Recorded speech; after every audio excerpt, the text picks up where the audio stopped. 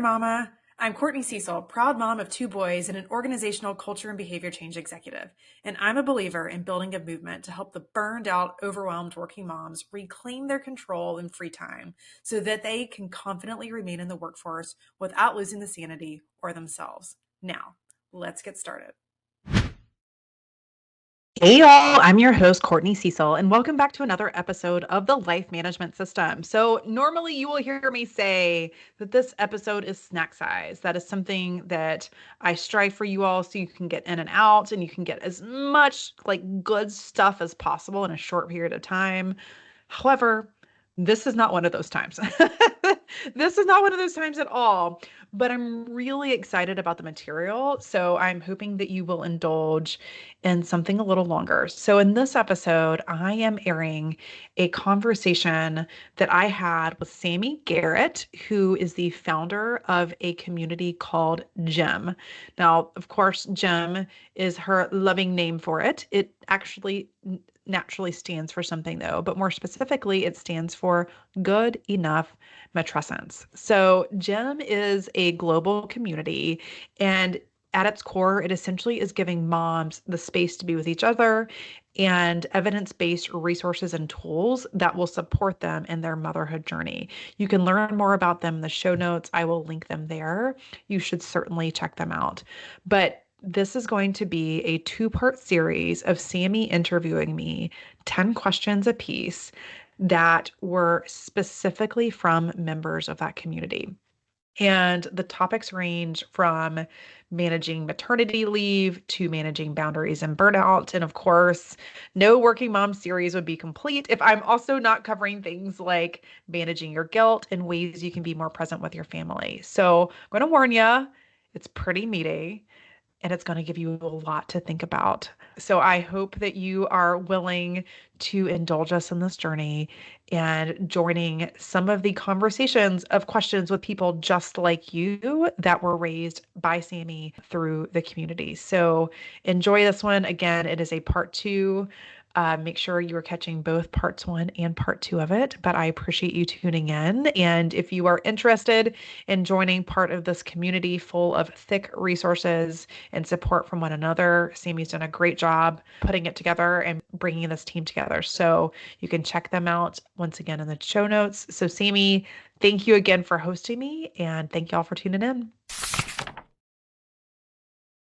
Hello, Courtney. Welcome back. We're so excited for part two and answering all of our questions today. Well, Sami, thank you again for having me, and I'm really looking forward to spending another segment with the women in GEM. Yes, the last one was so valuable, so I cannot wait to hear what everyone has to say about this one too. Especially I think because for the most part, everyone's working on some capacity. So Yeah. everything you're saying is just, it really hits home. Well, I'm a believer that every mom is a working mom. There is truly, there's no such thing as a mom that sits on her hands and does nothing. That is just not how we're wired. It's just a whether or not women are building a career or side hustling or full-time stay-at-home mom. Like, honestly, it doesn't matter. It's all work. The only reason I call my business Working Moms Movement is because I have found that there are many moms that associate themselves and as a working mom, like that is part of their identity.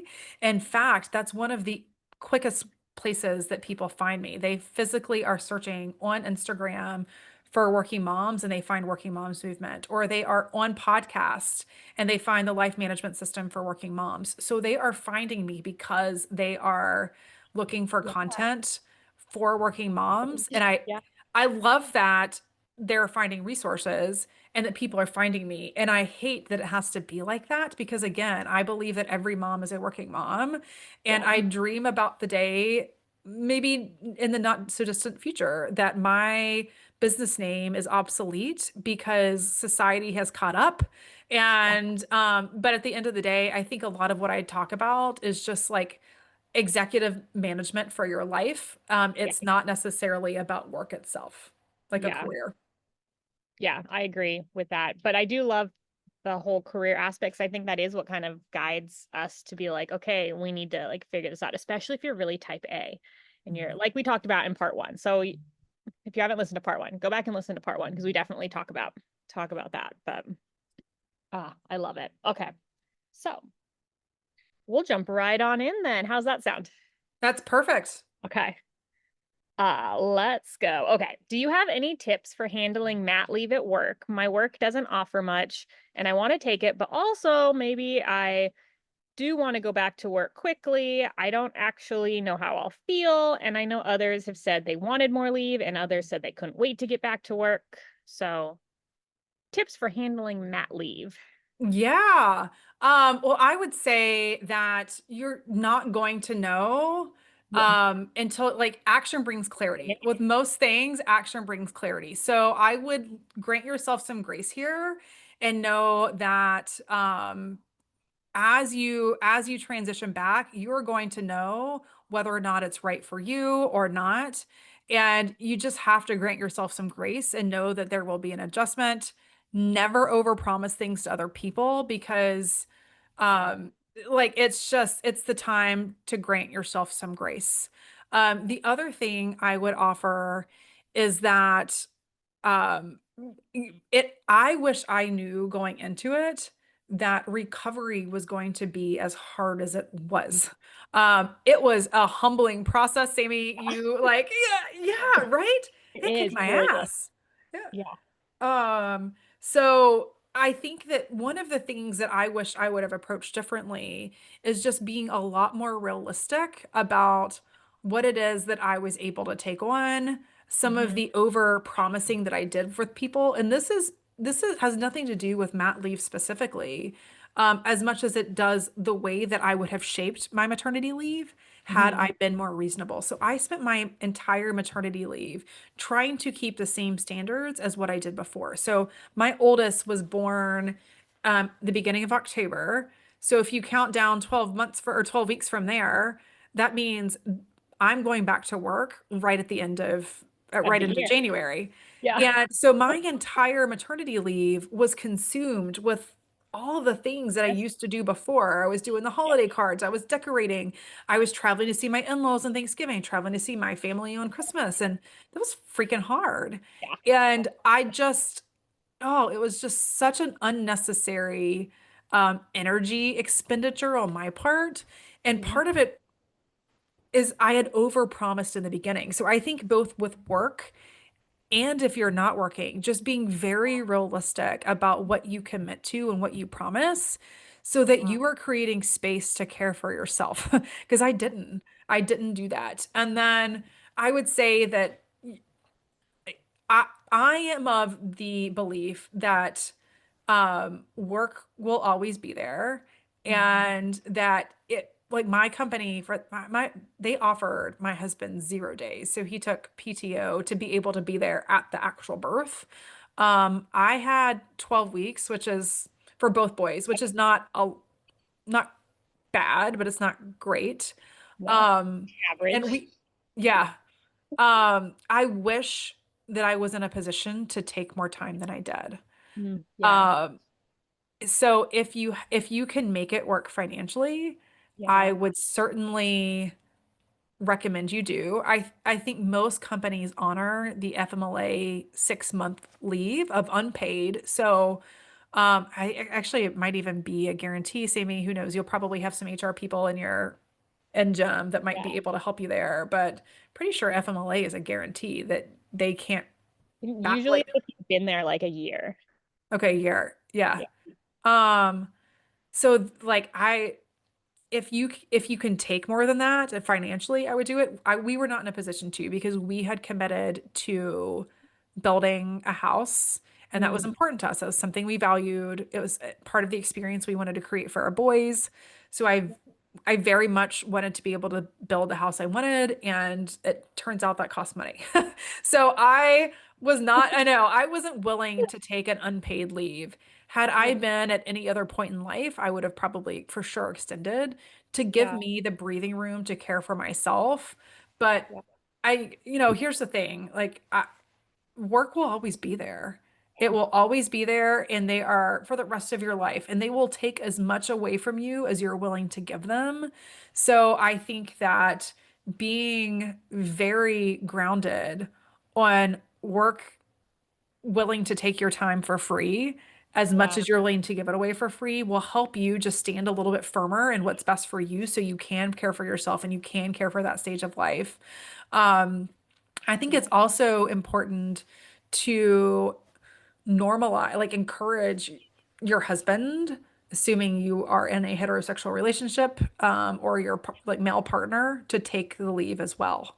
Mhm. Because as much as like that killed me in the beginning, I was really self-righteous about it. I was like, that's bullshit. Like they didn't, they Yeah. didn't have a baby. But I do think there is a Like, but now fundamental, I want support. yeah, like I think there's a big difference. It's not about the mom or even the primary in my mind. It's about the somebody who actually goes through hormonal change and body changes and then having to nurse, which continues to like fluctuate the hormones, and somebody who's not. Whether it be you adopt a baby, you Yeah. have a baby and give the baby away and therefore are not like, having to your hormones start or No. presumably aren't raging because you're not nursing.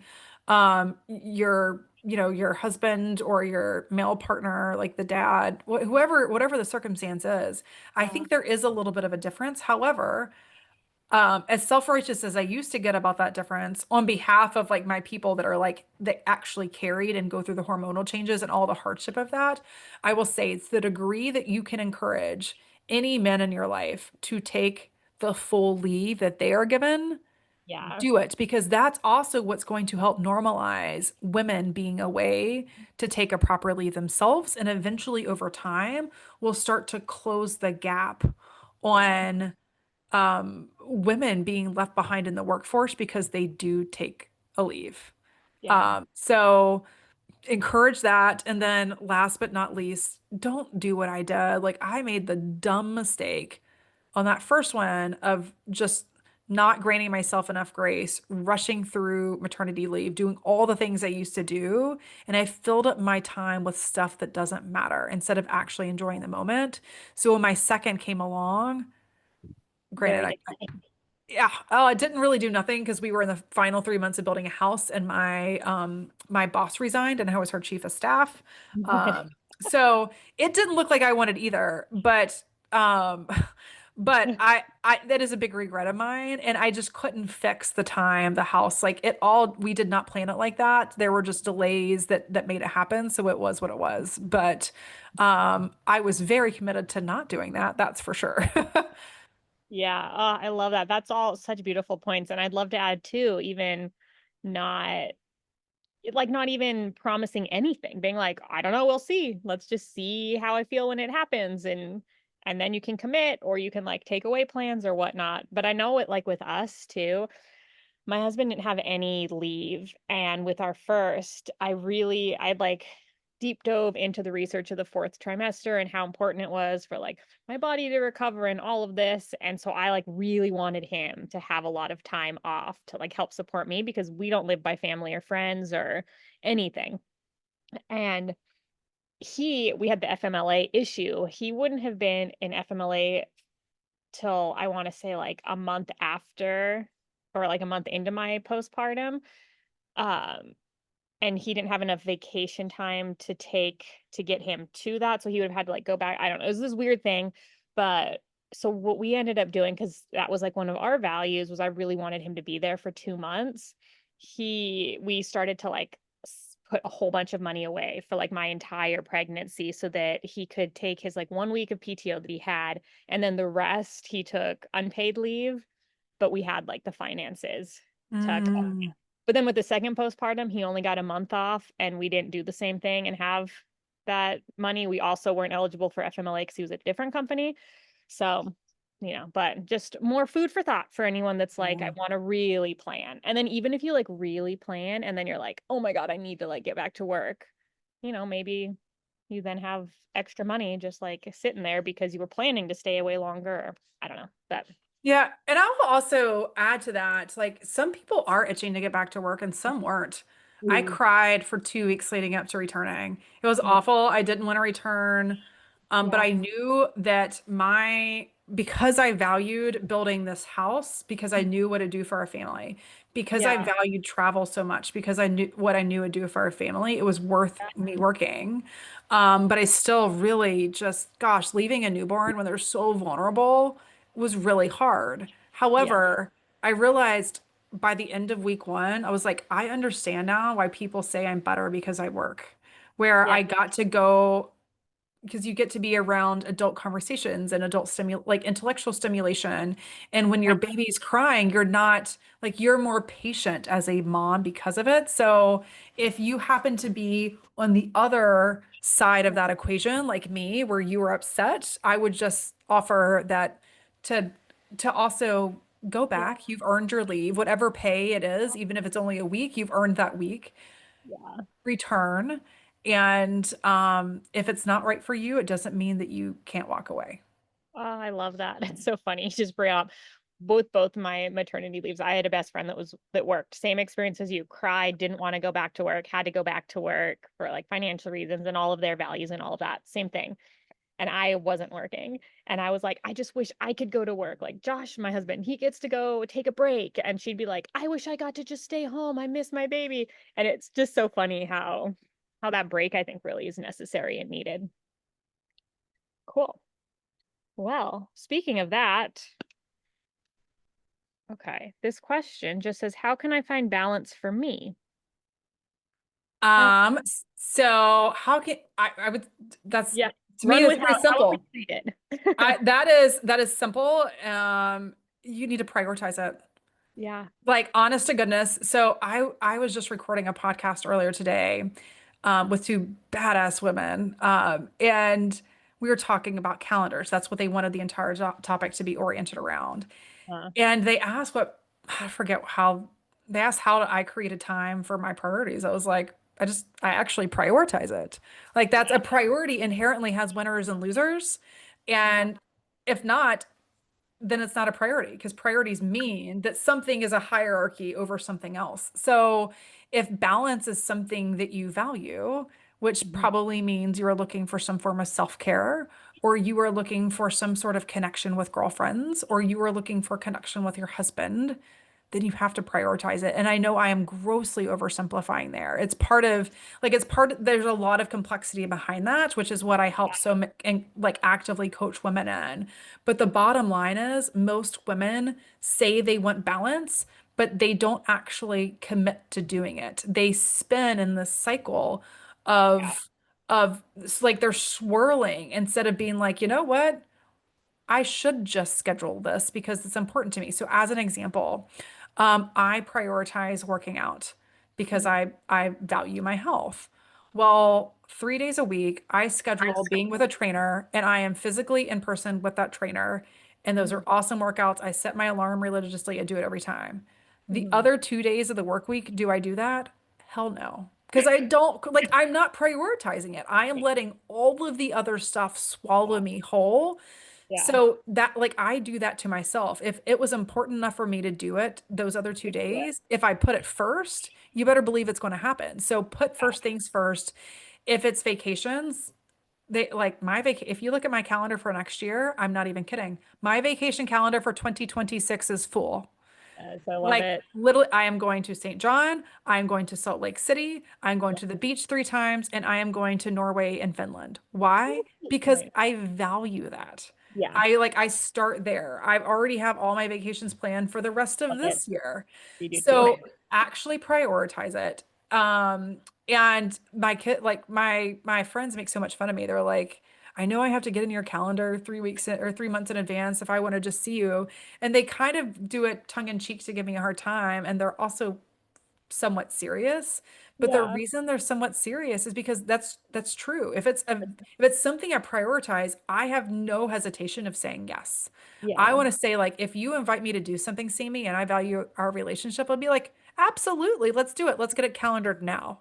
Yeah. So I create that, I make it a priority to me now, and I do that. So put Love that. first things first. And what I would like, this is kind of morbid, but I would challenge people to use the funeral test.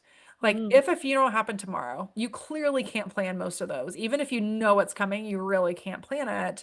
So if that happened, or you happen to win a free vacation, that's a little Yeah. less morbid.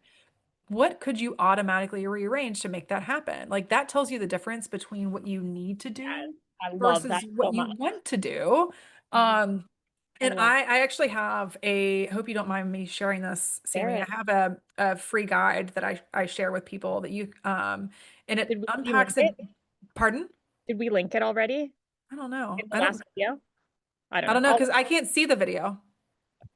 Oh, my replay. Yes, yes. Okay. Yeah. Yeah. I didn't know if you Yeah. sent it in an email, but anyways, continue, I don't know if continue. I did. But anyway, so it is it's essentially the difference between a to-do list and a wish list. So it's like how to more productively manage your to-do list because so many people inflate a wish list item as a to-do item and Mhm. you those are not the same thing. And that also adds this pressure and this guilt that causes our balance to be off kilter. So Yeah. if that's something you're interested in and you don't feel like you're balanced, I would definitely recommend you going to workingmomsmovement.com/to do because that I talk about how you more productively manage your to-do list.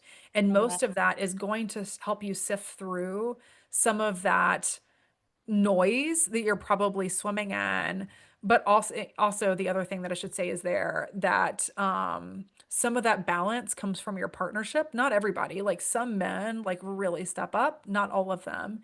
And what I found to be helpful is learning how I can more productively leverage my husband. So I'm giving away the right things to him and I'm Yeah. keeping the right things for me.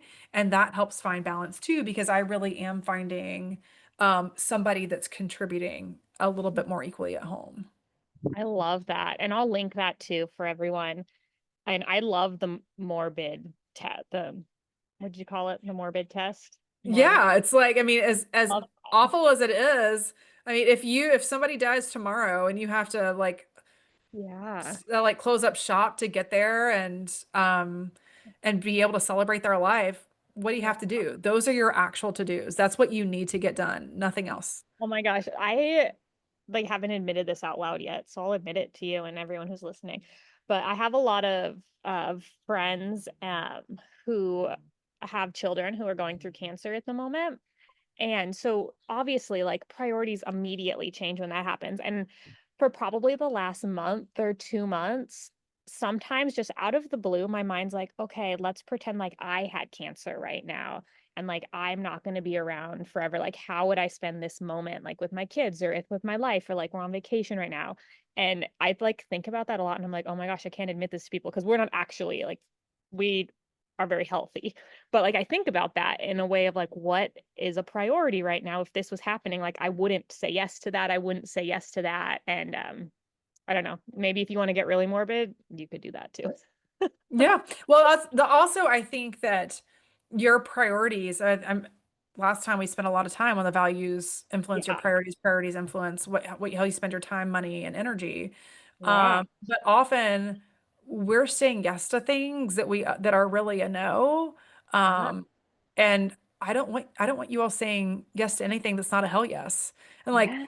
yeah, there are like, let's be honest, I don't want to go to work half the time. Is and I'm not in a job now that lights me up like I have in past years, but I do it. I do not this job. I love this job. Yeah. But I've done my corporate job because what I do value is the money I need to do other things. Yeah. Yeah. So it's like I'm choosing what my hell yes is. It's travel, it's this Oh, house, and it's yeah. my strong relationships with girlfriends. And those are and then of course, my relationships with my nuclear family. Yeah. But though because I'm so dogmatic and steadfast about staying true Yeah. to those things, then I know what else I need to do to in service of those. Oh, I love that so much. I feel like we could just end there. Like that's it. That's how you find your balance, guys. But let's take it a little bit deeper. This next question, I think, kind of dives a little bit deeper of okay, but how can balance actually feel achievable? I feel like I'm just failing at everything I'm doing. I'm a shitty employee. I'm a shitty mom because I'm pulled in so many directions. I feel like you've already answered that. Priorities, values. But if you have anything else to add. Yeah, I mean, the first is just to acknowledge reality Yeah. that you'll never do as much as you did before Because if you think about how many hours of your day are consumed by your kids, I mean, probably 5 at least. Like I Yeah. think about myself, okay, there is an hour and a half before work for the kids, and then after work from 5:30 to 9:30. So it's 5 hours a day that I am spending on other people aside of myself. And not to say I'm not getting joy out of that. I absolutely would choose it every time. But that's Mm. 5 hours of either productivity or self-care you are giving up. Yeah. So you're never going to do as much as you did. There are only 24 hours in a day. Yeah. The there's only so much efficiency you can work into the system. Yeah. Like that is a mistake. It's ironic for anybody that follows me on Instagram. They know that I host and post a monthly mom hack. Mhm. Well, a mom hack is like it's a hack. Like it's not actually going to do it. It's not like leading to systemic change.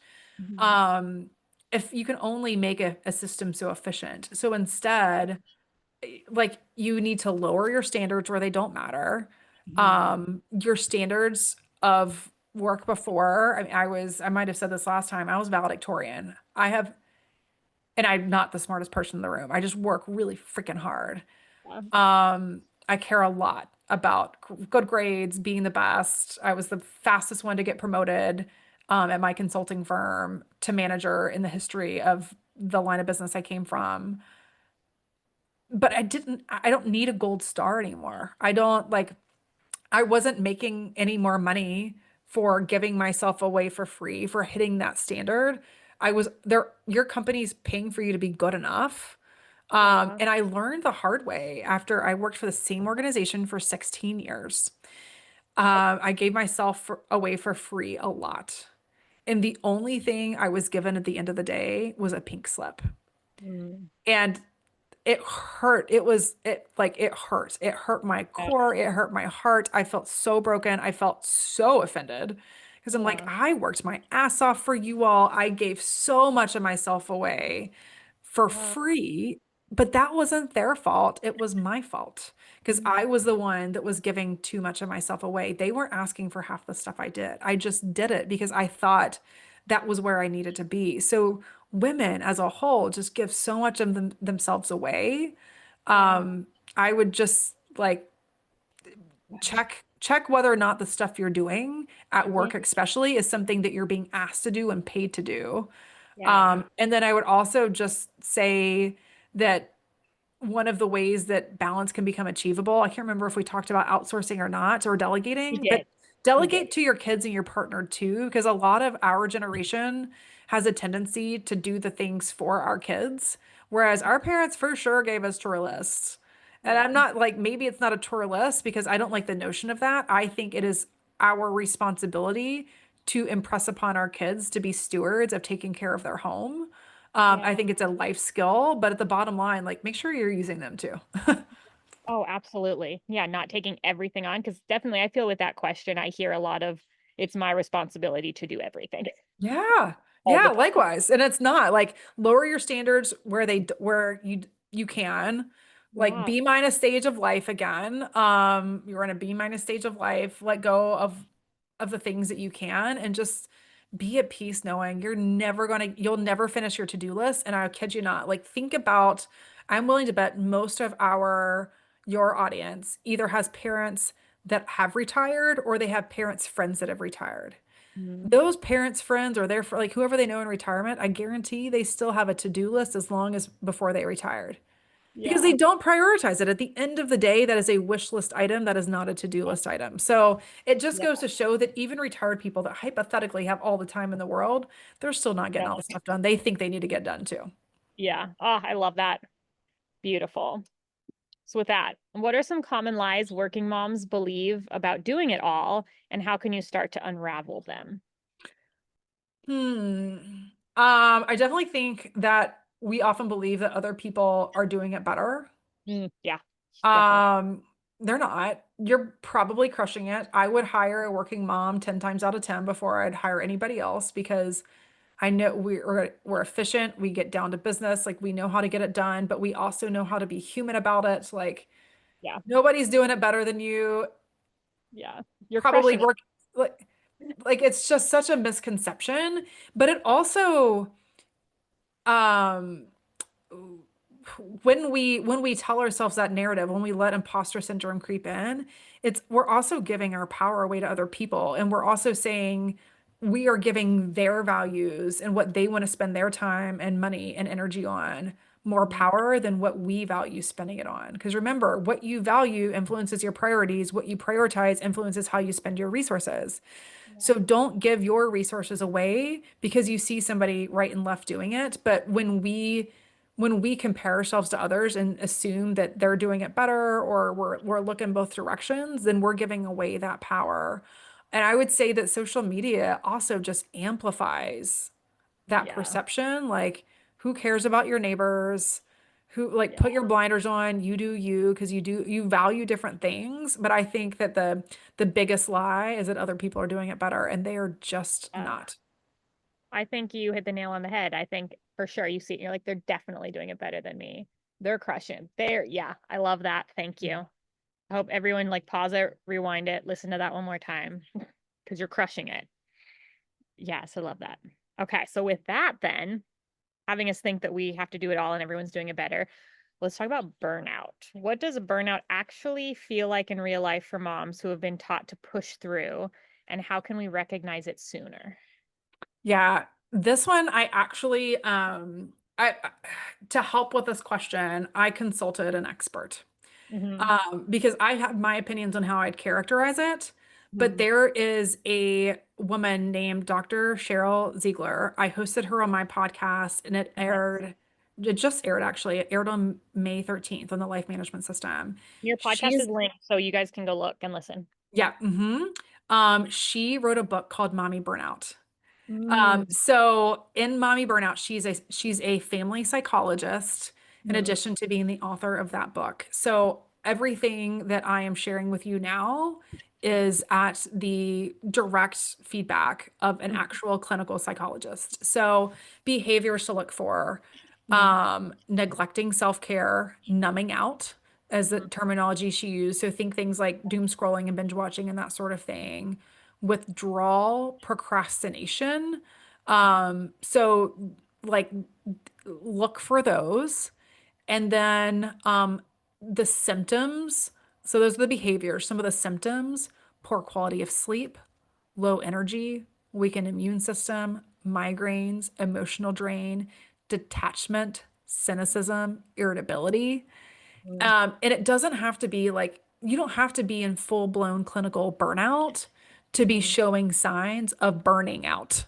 Like there's Yeah. a difference between the finite position of burnout and the burning out, which is the act of driving yourself to that. So Yeah. Cheryl was indicating that most of the moms she sees and experienced in this mommy burnout Mhm. epidemic is that they only get help when their child has reached burnout. So that's how she was Yeah. discovering all these moms. Like the kid has a problem, the kid is struggling in some way, shape, or form. I have to get the kid help. And then in the conversations about the kids, she's like, whew, now I know, like, I kind of know where it's stemming from because Yeah. homegirl over here is struggling just as much as her kid.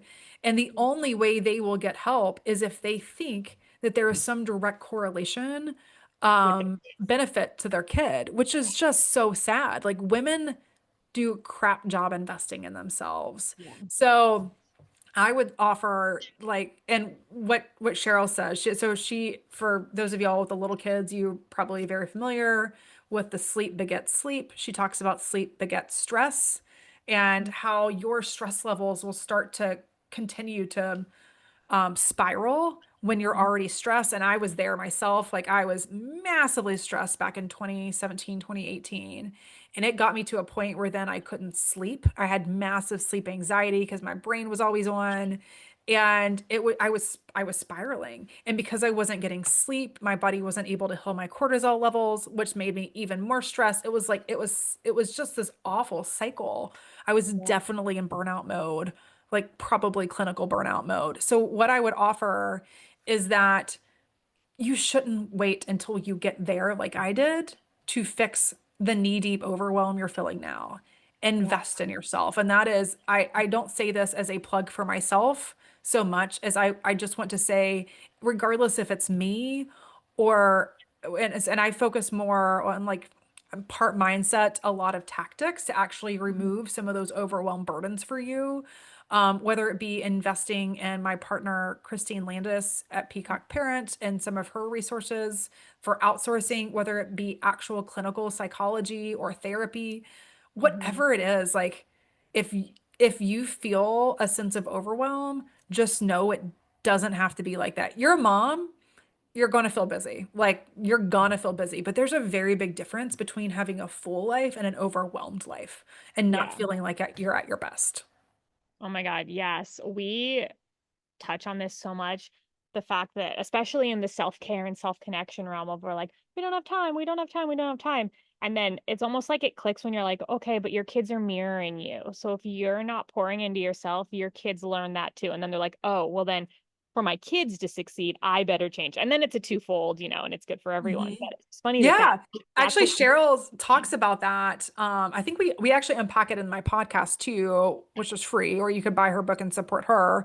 But she talks about the example of you're trying to get out the door and you're stressed and you're like, it's time to go, it's time to go. And then your kids either freeze and paralyze or they blow up or they all of a sudden have a stall tactic of going to the room to get this one more thing because it's what they can control. So it really does impact your kids. So if you're not going to do it for yourself, do it for your kids. Like invest in Exactly. yourself. There are people, there are professionals out there like Yeah. myself, like actual clinical people, other coaches like that actually can help you manage some of that overwhelm. Absolutely. I love that. I love that so much. Okay. Yay, we're getting through these. I'm excited. Okay. Okay. How can I make work and mothering uh as allies and not competing forces, and also make time for myself and sleep too? Um, I mean, as with most things, I Yeah. think it goes back to values. Yes. I feel like a broken record. Values. Yeah. I mean, But true. If you ever repetition is good. yeah, if you're in your head about anything at any point in time, just like ask yourself that question. So, I think step 1 there is to appreciate how work serves you and your family because work is playing a vital role in something, and if it's not, that might be part of the problem. So, whether it be meeting your financial goals or helping you have more patience with your kids or setting an example for them, particularly if you have girls or even boys. I think for me, it is that much more important that I'm setting the example for my boys than it is Yeah. for you with your girls. Because Yeah. with my boys, they get to see what it's like to have a present dad that is also engaged in the house because Mhm. that's what they're going to mirror for themselves too. Like they're going to mirror being Yeah. able to help around the house because they see their dad doing it.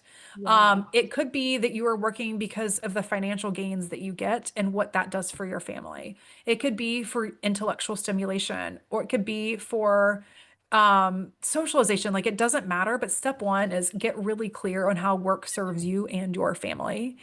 And then step 2 would just be to let go of all the noise. Like we often let all of this other junk just kind of consume our energy.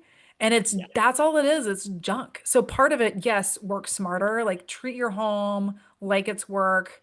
The type of pr routines and systems and that sort of thing I help women put into place can help. That's what I Yeah. do. As I help women like, I don't know, reorient their life to where they can work. So you are working smarter. Yeah. But if that's not the kind of thing that you value, then Yeah. just let go of the noise because the noise is probably what's making you feel like those can't coexist in harmony. Yeah. I love that. And that I feel like will help in every aspect of life, letting go of the noise and coming back to your values. Absolutely. With that, okay, let's get started on this. What would be one micro decision working moms can make daily to change how they show up? Mm. I mean, you could do Uh, a couple pop up, but yeah. So for me, probably the mindset of, is this my highest and best use? So mm, everything, and my clients are just like, Courtney, you're like, you're in my head all the time because I'm going to go do something and then I'm having to be like, nope, not my highest and best use. Um, I mean, it's kind of it because if you encounter something and you're Yeah. like, do like ask yourself, do I have to be the one that's doing this thing? And if the Hmm. answer is no, well, what other options do you have? I mean, it could be outsourcing, it could be delegating, it could just be not doing it because it's not the stage in life. It's a wish list item and not a to-do item. I don't know, but that will help you concentrate on how you best spend your energy and on what matters most. And then it just doesn't, nothing else really matters. I love that so much. I feel like that is it. Like that's the key. Start with that and everything else kind of will flow into place. I'm going to Yep. start using that too. I love that. Amazing. Okay. Do you have any quick nervous system resets that are super fast that I can do between meetings and meltdowns? Oh gosh, bless Yeah. you, whoever's in this stage of life. Um, Yeah, me, my youngest used to throw the most epic tantrums, and he would like flop on the floor like a fish for an hour, and then finally, like we just let him go. We let him go. He couldn't figure out how to regulate, so we let him go for an hour to exhaust himself out, so he'd go to sleep at night. Then we just have to go and hug him, and it's times like that where I'm like, this is what they mean when I'm better. When people say I'm better because I work, because I had the patience then to deal with that. So I am like I haven't tried this. This is just what many of the because I do spend a lot of time trying to geek out on content and seeking help from other people who really specialize in this thing, this kind of thing. So a lot of people talk about the tapping method. I've Yeah. personally never tried it, but the tap like YouTube, the tapping method on like YouTube it, look it up on YouTube. We have a whole section inside Gem too for anyone inside that has the EFT tapping and a ton of videos on how to do it There too. we go. You could use Um, that just to let you know. Perfect. Yeah. And deep breathing is another one. There are three more. So those are the two more common like neuro regulation stuff. One that is commonly overlooked is just getting fresh air. Like it's that simple. Go Yeah. get fresh air, like deep breaths outside.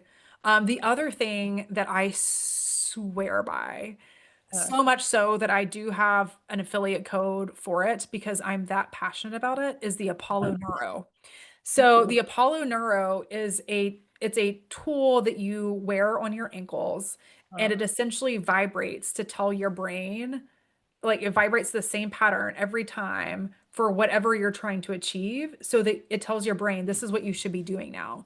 Going back to 2017, 2018 when I really struggled and was spiraling from sleep because my stress was so bad, I invested in this and it just was an absolute game changer for me. So essentially every night before I go to bed, I put it on and it does whatever jiggling it does. I can't even feel it. So you only feel it for about the first 5 to 10 seconds. And it's just telling my brain, this is what you should be doing now. You need to be sleeping.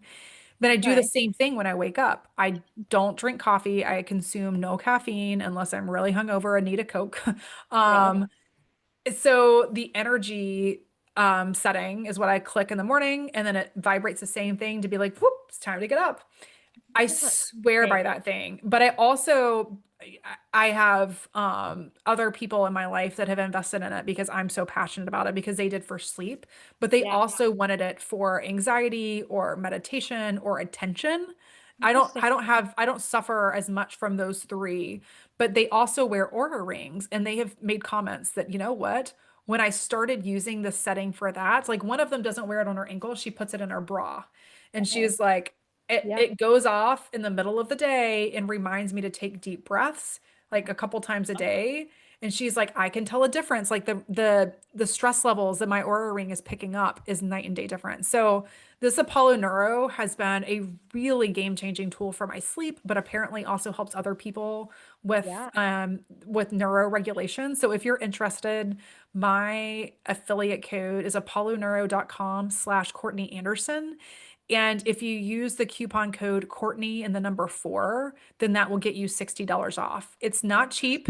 It's a Yeah. couple hundred, few $100. So it's not Yeah. cheap, but I swear by it so much that I invested in it. And the thing that I would warn you is it does take months to work. Like it's not because Not a you're fast. no, it's Yeah. not like it's not. But what's sustainable is fast. Nothing. It's like a fad diet. It's like getting a colonoscopy and losing a couple pounds and eating again. Like it's not. So this is more like expect that you're Long looking term. at a three-ish, 3, 4 months, but Mhm. it's the money in 3 to 4 months to ultimately get you to a really healthy place that will Yeah. sustain you for years and years and years to come. Nice. Yeah, I'd never heard of that. That's incredible. And it's really cool, like the people who are wearing the Aura rings that could then see the data and I like know. can actually, Yeah. Yeah, that's between really, my wedding band and my class ring, I went to Virginia Tech, and Virginia Tech has a military school as uh, well. So our class rings are a really big deal. So I have never gotten on the Aura train because I just am very, these are I'm not taking these things off, but yeah. I thought that was really neat. That is so, yeah, okay. That is really awesome. That's a great tool. Mhm. All the tools, like just having the options. I love it. Yep. Cool. Okay.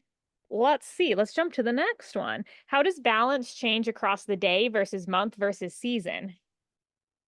Um, I would say if you're smart about it, your balance is actually going to change every day.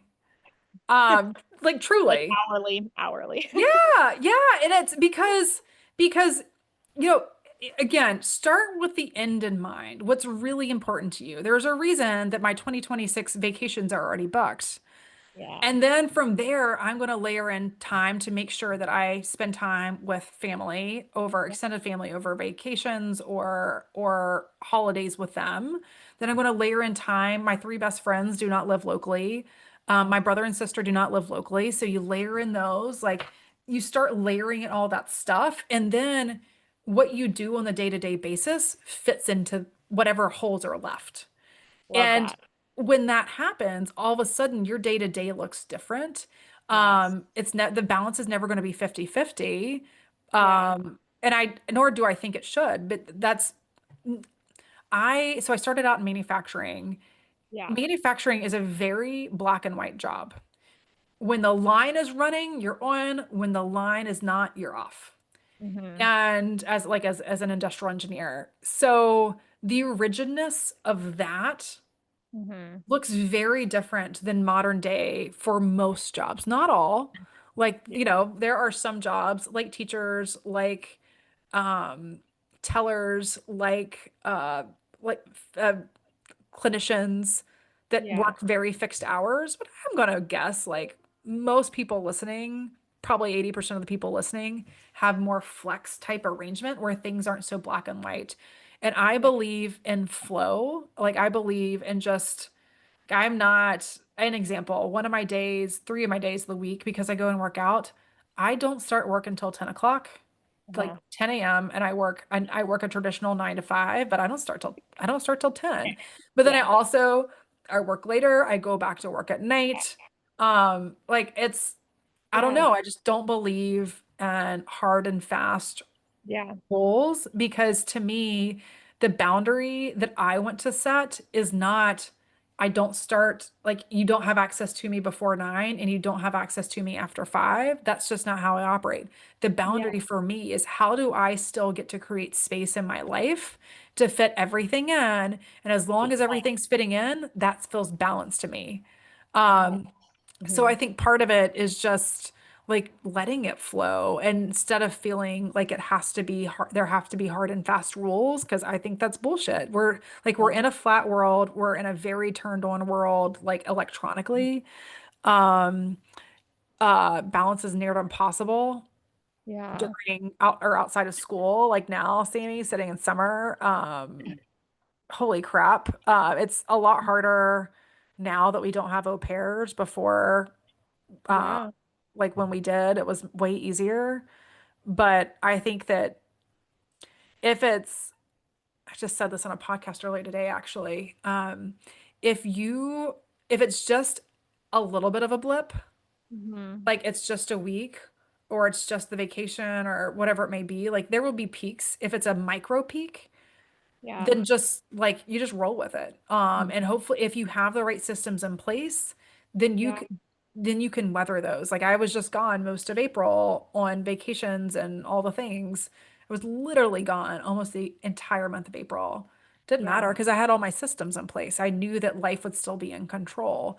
But now over summer, like summer's the time where I have to dump all the pieces off the chessboard and go back to it and re-strategize new jobs, new Yeah. roles at a Cool. job. Like those are like the major things. That's when you need to dump the chess pieces back off the board and kind of recalibrate. I love that so much. So it's so funny because people are like, there's no such thing as balance. Like, you're never going to find balance. But I also hear from you that balance isn't like black. It's not like this. Like, this could be balanced one day. This could be balanced. And for the people listening, my hands are just like, it's uneven. But like, balance is still, you're just finding what your values are and putting everything else in place. And that feels good. Yes, I think that's it. So it's not that nothing will ever be balanced. Like when we were getting married, our pre-Cana pastor told us, he's like, you will never have a 50-50 marriage. Mhm. And that is very much life. Like nothing's ever going to be truly balanced.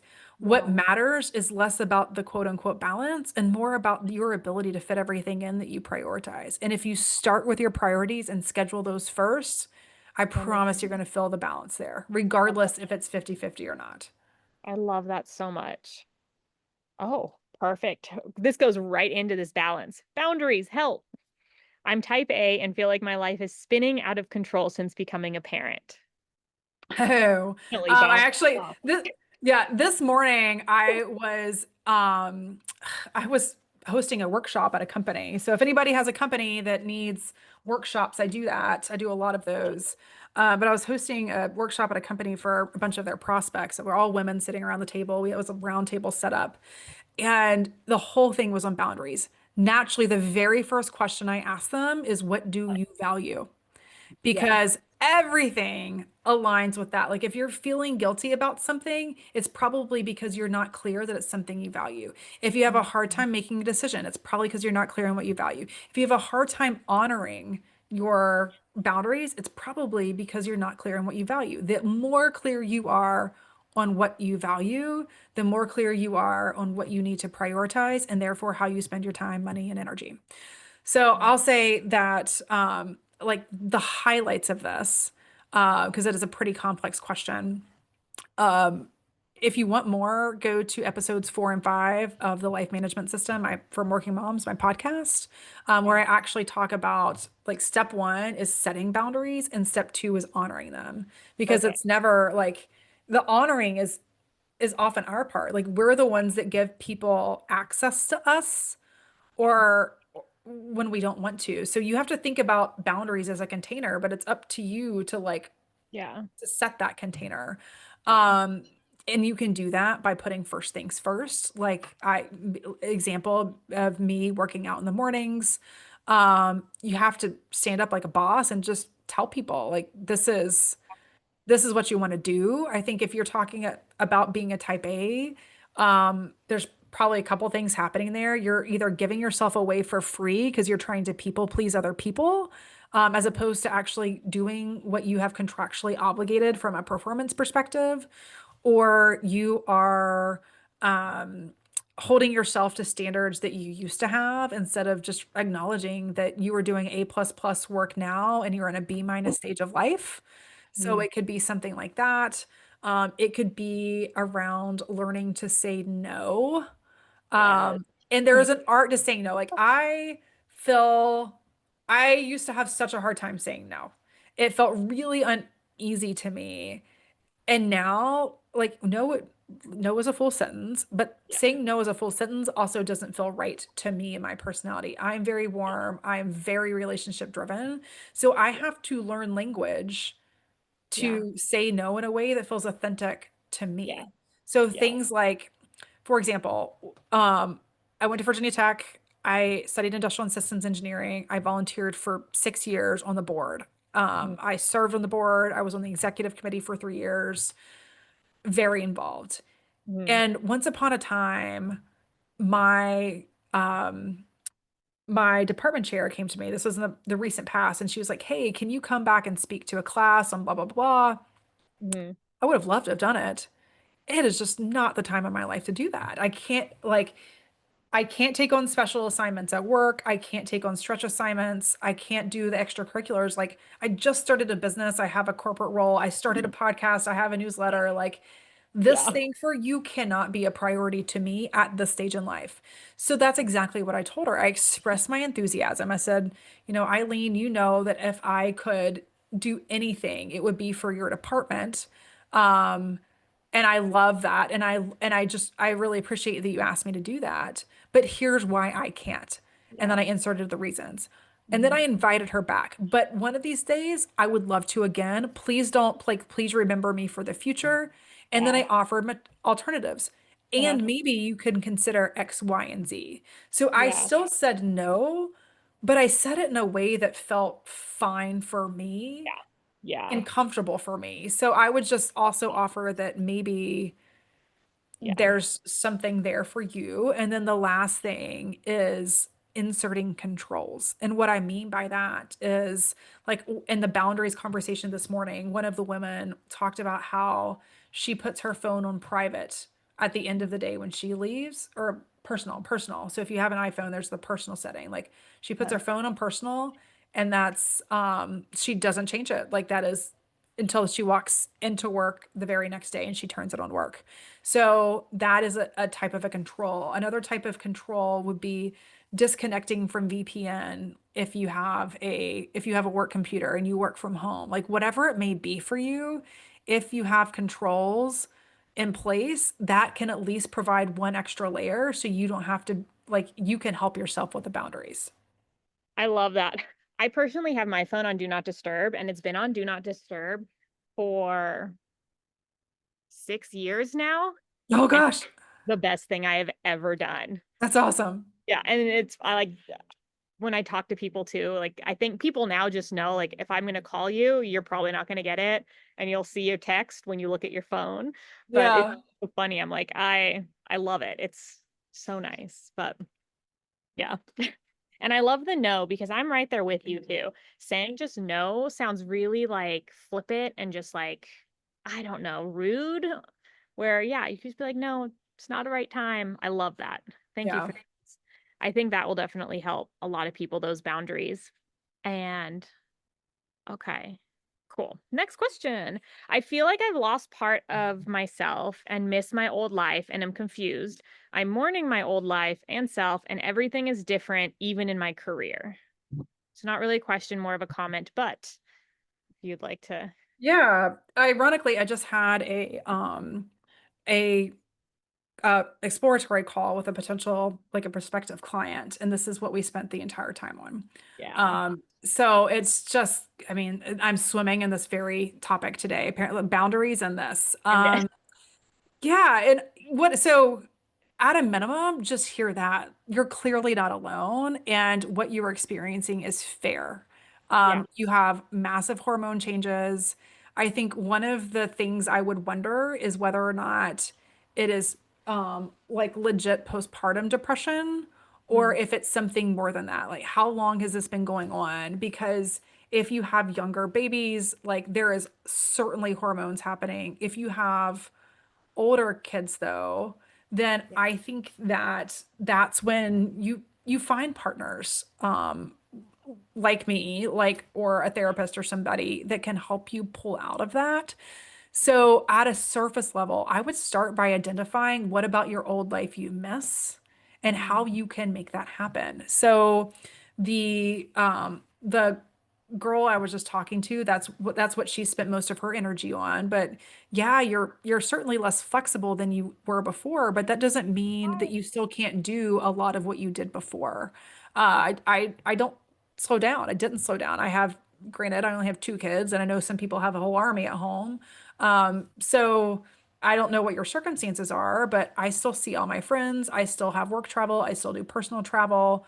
I just, I do it. And it's harder for sure, but that doesn't mean that you can't do some of that. So, um, I'm oversimplifying because I don't have more context. yeah, But yeah, I think that the oversimplification comes down to get really clear on what you value and actually honor that. If you miss date nights, do that. If you miss going out to restaurants, get a babysitter and go do that, or just take the baby with you. Like our boys Yeah. went everywhere with us. Yeah.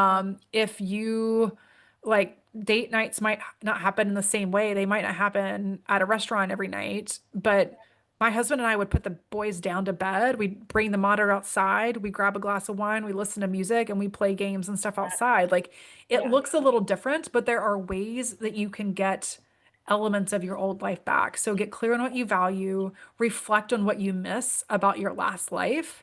And while it might be a little less flexible and a little bit harder, it doesn't mean you can't do everything you did before. Yeah, I love that. I absolutely love that. We can absolutely have everything before, it just might look different. Yep. Yep. Yeah. Ah, I love that. Yeah, I definitely know I don't know, I can't remember who asked that question, but I know that I feel like that's a big one just in general, especially I feel like after your first, I don't know, I had a harder time with my second Oh, postpartum. most, yeah, I was gonna say most people have a harder time with their second. Like the first for most, the recovery ends up being a surprise where it's like, Yeah, whoa, that was a lot harder than I expected. But it's the postpartum yeah, that hits a lot harder with your second, mostly too, because you have less time to recover and care for yourself.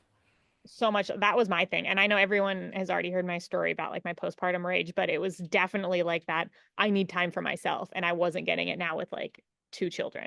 Yeah. So I feel like this is such a relevant question for all moms. Okay. We're on our last question. Yay. Woohoo! Okay. So here at GEM, we are all about creating more ease, peace, fun, and freedom in our motherhood. What's your best advice for working moms who want to feel more of that in their life? Let's say even, and then let's add on and say even in like 5 years from now, through the work you're doing and how you're helping women in your community feel, um, not just like about their work or parenting, but also about themselves. Like, how do you want them to feel too in 5-ish years? Okay, let's start with that And we'll one. start yeah. Yeah. The first thing I want you to feel is enough. Like, I want you to feel like you're enough because you are giving so much of yourself away. You like moms are so selfless. Uh-huh. So like just know that you're enough, feel that for yourself because it's unfair for you to hold yourself to higher standards than your family or your colleagues hold yourself to. You know, they're so often women don't feel like they're enough. But if you were to ask their spouse or their kids or their colleagues or their friends, they'd be like, "What? Sammy, she's a freaking rock star. Like, you know what she does for me? You know how she shows up? You know what her work product looks like? Yeah. Like all of them would say you're enough. And if one of your girlfriends was reflecting negative energy about herself, what would you Mhm. tell her? You're Yeah. enough. So Yeah. like know that you're enough. So that's like five That, like that's the ultimate. yeah. But the other, going back to where you started Yeah. around the advice, I would just Mhm. say I hope for you that you feel as grounded and confident as possible, that the life you're living deeply aligns with how you want to spend your time in this world. Like I am super calculated, I'm super deliberate about every minute, Uh-huh. and I have designed a life with intention. Mhm. And it is because I feel so passionate about that that I've decided to leave my day job and here in like 50 some days and to be able to help other women do the same thing because we only get one life and we give away so selflessly to other people. Yeah. It's time that we do that for ourselves too. So I just hope too that you feel grounded and confident in the way that you are trying to manage your life so that way you know your time in this world was time well spent. Oh my God, that just so beautiful, sums it up. Absolutely. And if you live that way, you are going to have more fun, more peace, more freedom, more joy, all the things that we want in this life. Ah, that's such a Amen. beautiful, beautiful way to wrap this up. I appreciate you so much and all of your wisdom. And again, for everyone, I'll have all of your links below of everything we've talked about. And oh my gosh, yeah, I love that. Thank you so Right. much. Well, Sammy, thank you. And thanks to the gym community for tuning in. Yeah.